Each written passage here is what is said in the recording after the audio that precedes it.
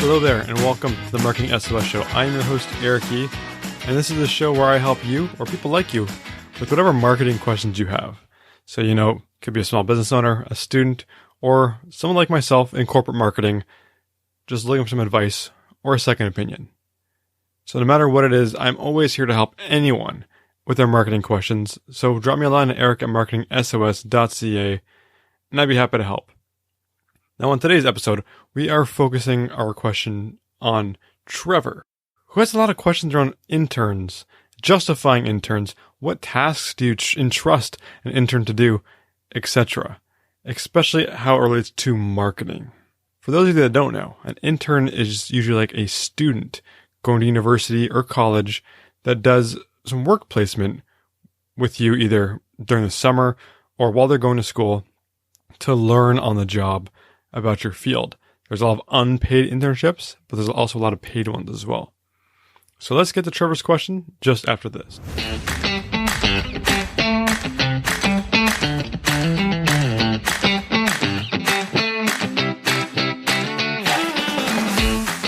So Trevor writes, "Hey Eric, how do you get approval for hiring a new talent for entry-level or intern roles and justify the cost of labor and training? How do you approach what types of work, like content marketing, you can hand over to interns without being burned if the work is poor quality? Like, even giving social media keys to an intern scares the bejesus out of me. However, it's easy to teach someone how not to piss people off on Twitter. It's much harder to teach them things that are of higher value, like in-depth analysis and technical writing. What type of work do you assign them that makes them valuable in the early stages without spending so much time coaching and hand-holding that their value becomes insignificant? My initial thoughts are things like social media, general communications, meta descriptions, and title fact-checking, proofreading, updating old posts, etc. Finally, how do you justify this effort to yourself, and how do you sell this value to the exec level? Have you ever hired an entry-level position or intern that ended up being more work and problems than just doing it yourself? Or what positive impacts do you see that you may or may not have expected? Thanks, Trevor." So hey Trevor, when it comes to having a new employee start on a project or taking over some of the work, I don't think there's any scenario where you have them just complete work and push it out to the public or market without an approval process in place first. Someone likely you, if they're on your team, should be reviewing and giving feedback to their work and refining it before it goes live. Even after going live, you should be double checking everything until you've gained the confidence in their abilities and trust them. When you get to this point, you still do review their work. You always should have some kind of oversight, which allows you to alter things as things progress. As for the intern learning or knowing what to do, it's your job to teach them.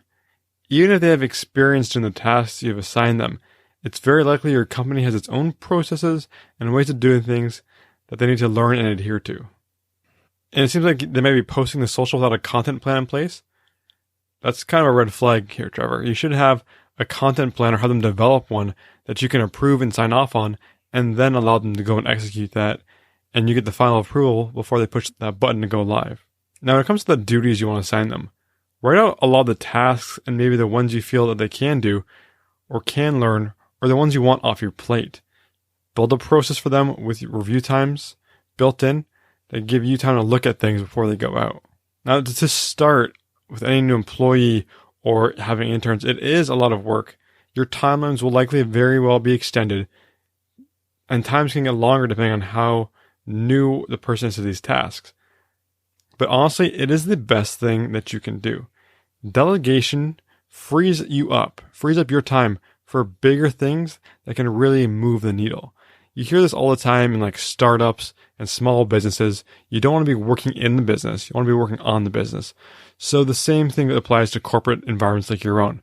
Do you really want to be crafting all the social posts week in and week out, going through and publishing them? Probably not. You want to step back into those big strategic priorities that you haven't been able to get to because you're so busy being a hamster on the wheel. And you can look at that, look at your time savings, and that's how you can help justify these things to higher ups.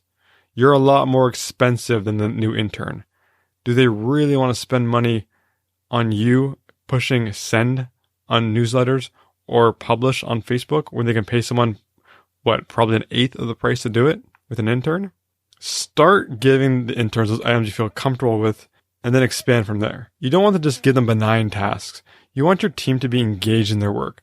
Otherwise, they will leave and take all of the training and time you've put into them with them. That goes for interns and entry-level candidates as well. Or even a worse situation is they stick around with no drive or motivation and dislike their job. That's not someone you want working for you. They're not going to put in the time and the effort to make things done or to have your back when it comes down to it. So assign them work based on what you need for the job.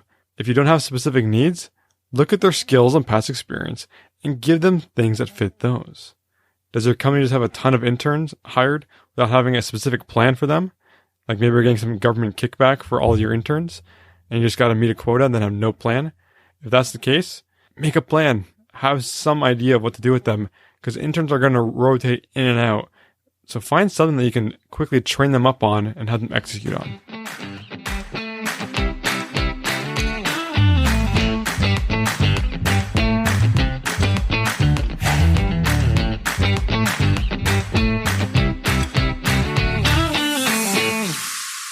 So Trevor, thank you so much for the question. Entry-level employees and interns are always a difficult thing to onboard, but this is where you really start thinking about your onboarding process, your introduction to the company, as well as what skills and things you want them to quickly tackle.